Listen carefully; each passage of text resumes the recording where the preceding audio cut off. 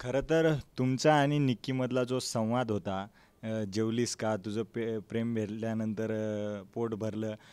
हे खूप महाराष्ट्रामध्ये गाजलं. त्याच्यावर रील्स बनले, गाणे हो. बनले, ट्रेंड चालू आहे सध्या. परंतु त्याहून काही टीका पण होत आहेत. याकडे तुम्ही कसं घेता आणि तो एकदम एकूण प्रसंग कसा होता? काय होता? बाई हा काय प्रकार? हा. नाही नाही, हा प्रकार खूपच गाजलेला आहे. जेवलीस का? कुठला प्रकार? रील्स होत आहेत. ह्याच्यावर टीका टिप्पणीचं कारण काहीच नाही. बहीण भावाचं प्रेम हे अतूट नातं असते आणि आपण मानलेलंही बहीण भावाचे प्रेमासारखं पवित्र नातं कुठेच नाही. आणि निक्की पोरगी कशी तुम्हाला सगळ्यांना माहिती आहे, फटकळे, सगळ्यांना नाडणारे, बिनधास्त, कधी कधी तिच्याकडून चुकाही होत्यात.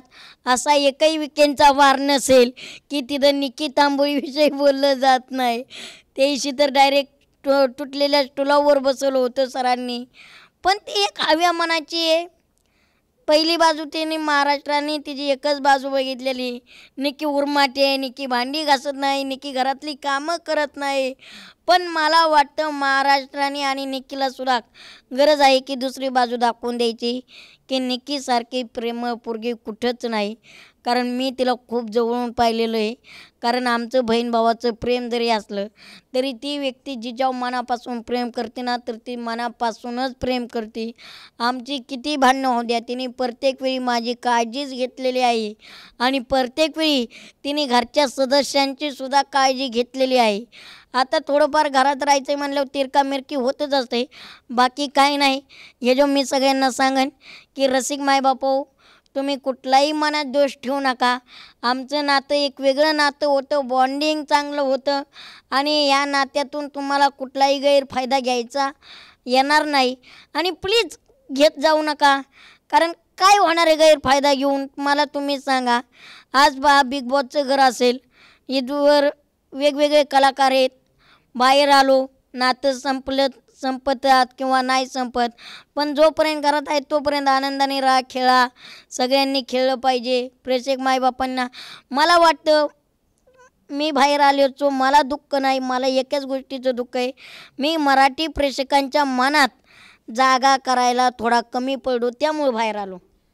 खरं तर जेव्हा एलिमिनेशनची प्रोसेस आली त्याच्यानंतर तुझे काही पॉईंट्स उरलेले होते आणि तुम्ही ते पॉईंट्स सूरज चव्हाणला दिलेत.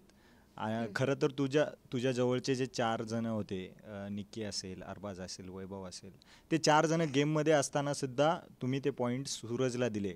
छोट्या पुढारीने शेवटचा त्याचा डाव टाकलेला आहे? नाही नाही, छोट्या पुढाऱ्याने काही शेवटचा त्याचा डाव टाकला नाही. पुढाऱ्याला जर डाव टाकायचा असताना मला डाव टाकणं लई अवघड बी नव्हतं आणि लई जडही जात नव्हतं. कारण डाव टाकायला आहे ना, फक्त एक चुटकी जशी वाजवतो ना तसं एकच डावात सगळी गाळ झाली असती.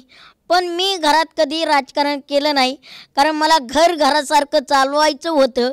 आणि माझ्या मागेही माझ्या पुढेही सगळ्यांनी शो बघितले असतील. मी कधी इकाळडी चुगली तिकडं केली नाही, तिकाळडी स्ट्रॅटर्जी इकडे केली नाही.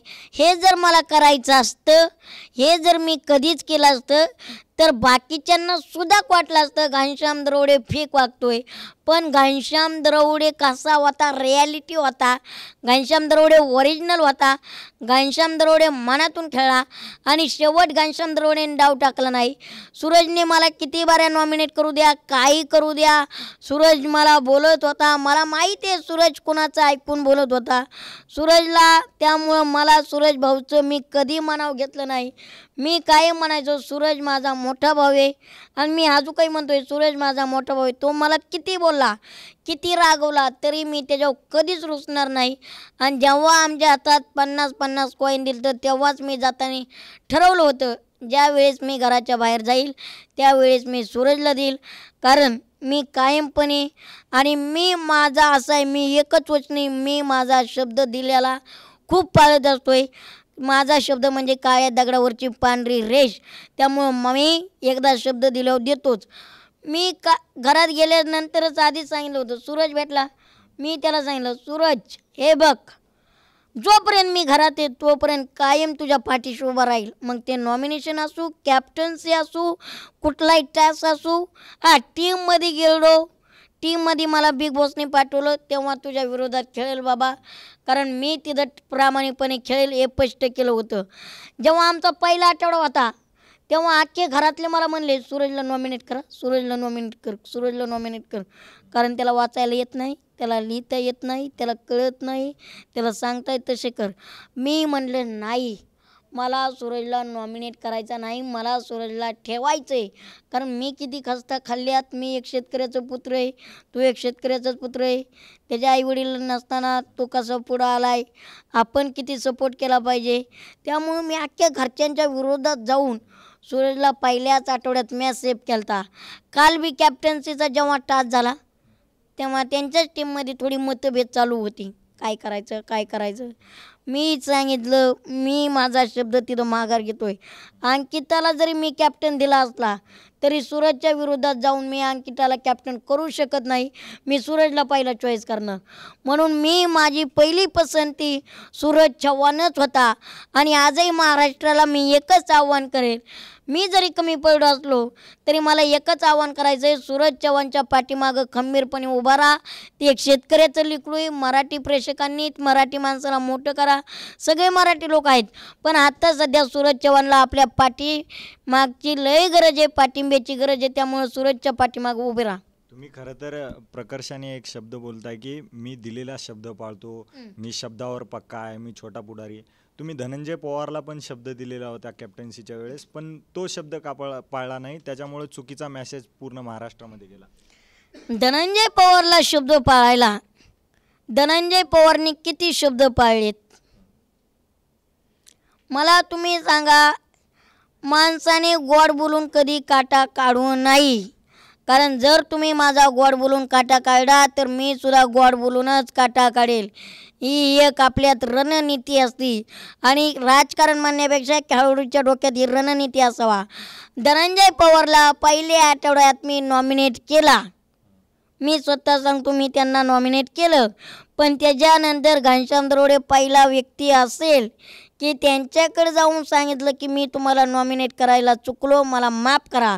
मग धनंजय पवार यांनी मला सांगितलं घनश्याम तू चुकलायस, ठीक आहे, मी तुझ्या वडिलांच्या वयाचा आहे, तुला मी पहिल्यांदा माफ करतो, इथून पुढे अशी चूक करू नको. मग जेव्हा जेव्हा धनंजय पवारला संधी मिळेल तेव्हा तेव्हा धनंजय पवार यांनी माझा कधीच विचार केला नाही नॉमिनेट करण्यापासून. घरात माझ्यापासून चुगली लावायला, उंगली लावायला, घनश्यामचं कानपाड फोडलं पाहिजे, घनश्यामला असा रंगवला पाहिजे, तसा रंगवला पाहिजे, जी काय माझ्याबद्दल बोलायला शब्द येतील ते धनंजय पवार साहेब शब्द वापरत गेले. ठीक आहे, ते टीम आहे, खेळ आहे, डाव आहे, मी त्यांच्याबद्दल बोललो असेल पण चुकीचं कधी बोललो नाही.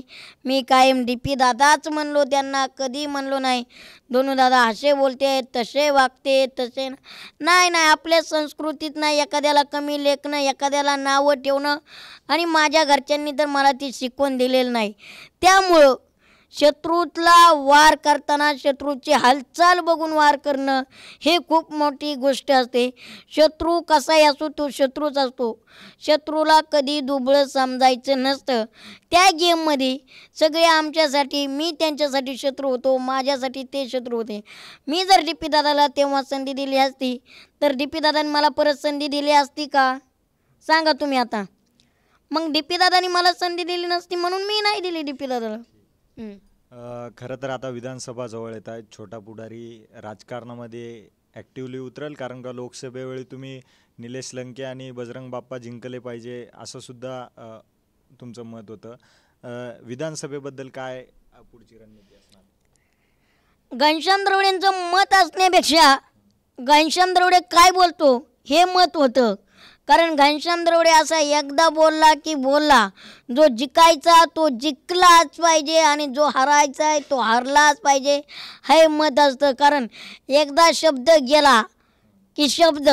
आणि आता तर विधानसभेची तयारी जंगी असणार आहे.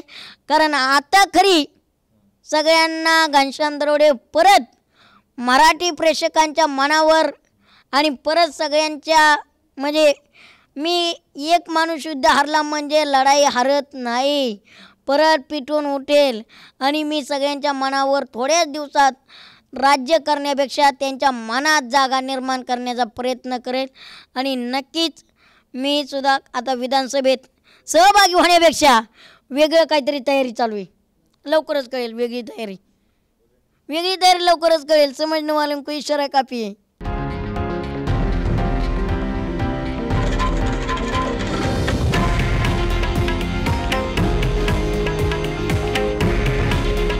हे आहे देशातील नंबर 1 न्यूज नेटवर्क आणि आपण पाहत आहात TV9 मराठी. काळजी तुमची, हित महाराष्ट्राचं.